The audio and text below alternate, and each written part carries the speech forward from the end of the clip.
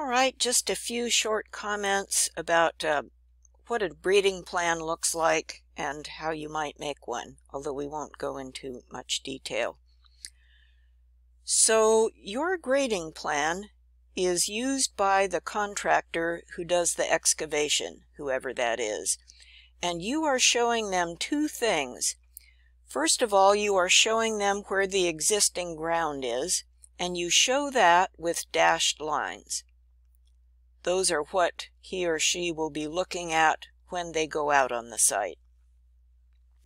Then you show where the new landforms should be by drawing continuous lines. And they look at the plan and they can see, okay, here's where the ground is, here's where I've got to get my bulldozer or whatever and move some dirt around. By the way, on this plan, you might be interested to know that these round-shaped existing contour lines on the road around this site, that is the contour signature for a road with a crown in it. And down here on the bottom of the site, you see a road with a crown in it, and then there's kind of a scoop in that contour line.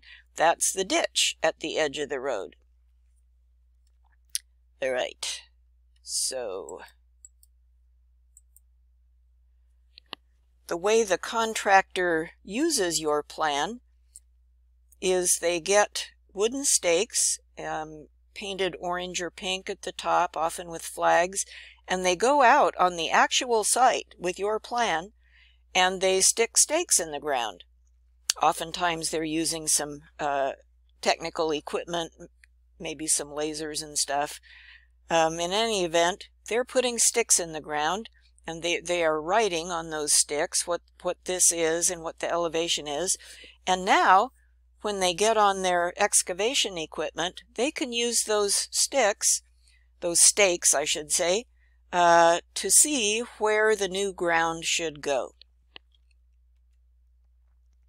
Here's an example of before and after.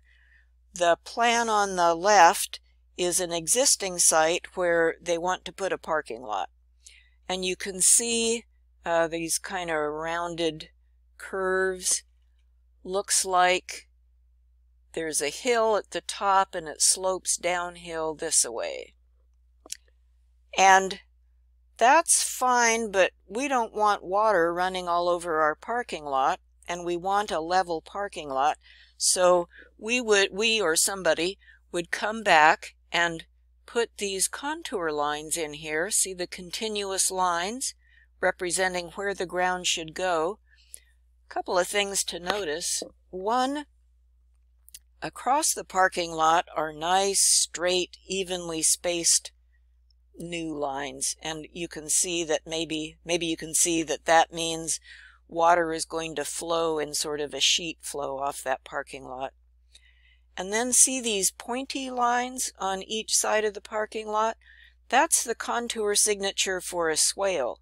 So these are the features that are getting the water to drain away from the parking lot and off the site into a drain inlet at each end there. So that's like a stormwater thing. A drain inlet is like a catch basin that it's just a small box that connects to the larger storm sewer system. In your grading plan, you'll label these contour lines by putting the elevation number on the uphill side of the line. Oh, here's yet another example where, yeah, that's what we should do, and you will see it done all kinds of ways. You'll see some plans where they put the elevation numbers on the downhill side. You'll see some plans where they break a gap in the contour line and put the number in the middle. But what we're supposed to do is put the numbers on the top. And then see this plus sign with a 104.8? That is what's called a spot elevation. And in addition to your contour lines, you will put spot elevations with those plus sign symbols at critical spots where it's important to hold the elevation. The top of a hill, so if you didn't have that spot elevation, it would look like you just had a flat oval-shaped table at the top. So you put the spot in there.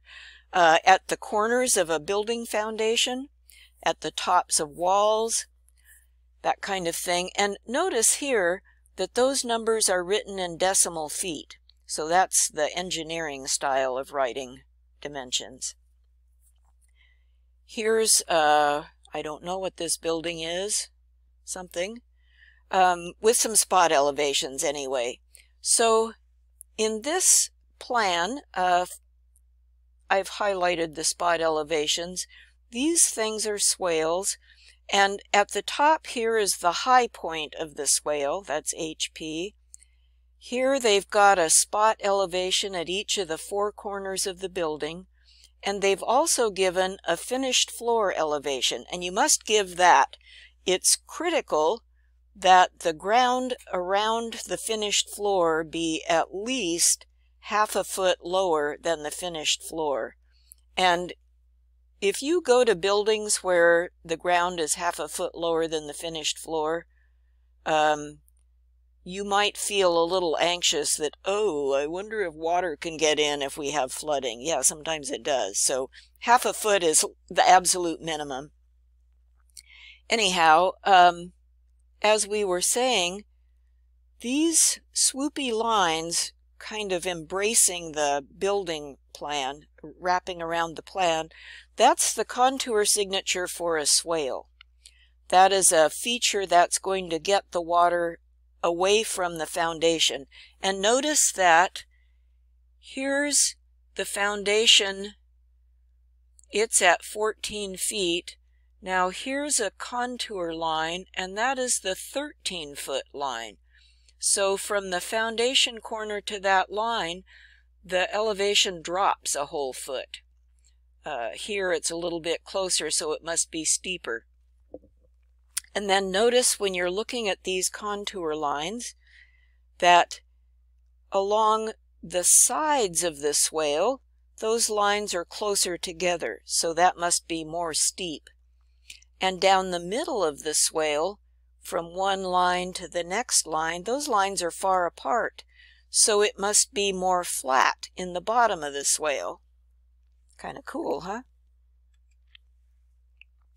Finally, this is out of an old book. I just put it in here to help you begin thinking about what you would do if you were a drafter for, say, a civil engineer.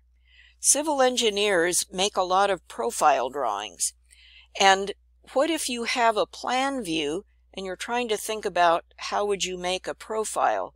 Well, if you wanted to do it, I'll say by hand, but I mean in AutoCAD using construction lines, you could draw a construction line through the middle of the thing that you wanted to represent, and then where that construction line intersects a contour line, run a construction line straight down, and do that everywhere a contour line intersects that horizontal line. Then down here in the, call it the, you could call it a section view, you draw horizontal lines representing the different elevations, and you just make a dot for each elevation. This one is at that 10-foot elevation, this line is at the 20-foot elevation, and so on and so forth, and connect the dots, and you wind up with a profile. I say do it by hand, but if you work for a civil company, you will probably use something called AutoCAD Civil or AutoCAD Civil 3D, and it will generate these profiles for you, so yay.